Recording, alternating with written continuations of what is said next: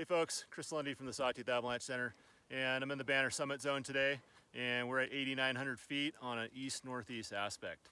And just want to show you what we're seeing in the snowpack here.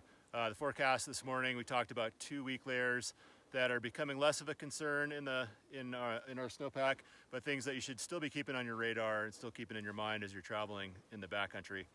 As you can see, the snowpack here is quite deep. It's actually over 6 feet deep. The first weak layer that we've mentioned in the forecast over the last week or so is a layer that was buried in by that bigger storm towards the end of January. And we can see here it's buried beneath a 2.5 foot thick slab. We've done stability tests on this in 2 different spots today and didn't get any results in either of those tests. Now those tests by themselves doesn't mean it's stable, but those tests do fit in with an overall pattern we've been seeing of getting fewer and fewer results on that layer. So not quite writing it off, but we're pretty close. It's still worth digging down, looking for this layer. It tends to be a pretty obvious stripe, and it might consist of facets or surface hoar. And just doing a quick stability test and seeing if you're don't happen to be in a spot where maybe it's still an issue. But by and large, it seems like that layer has gotten much improved.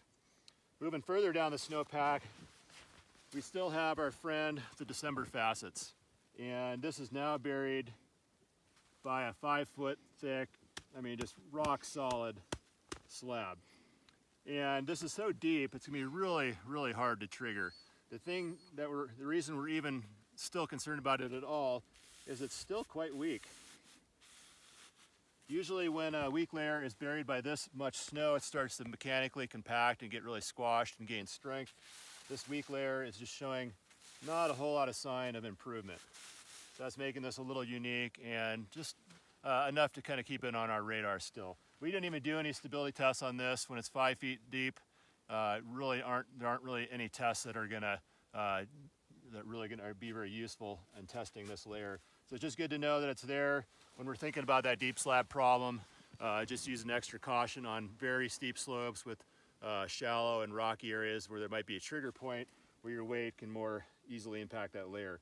Obviously, if you were to trigger this whole thing, it would be a massive and very dangerous avalanche.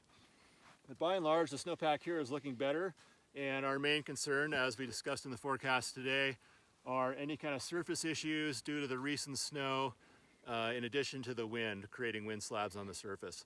This is a sheltered slope, not seeing any sign of wind loading here, but we're going to be watching out for that on wind-exposed ridge lines. So hopefully you found that helpful. Be sure to check the full forecast at sawtoothavalanche.com, and hope you're enjoying your weekend.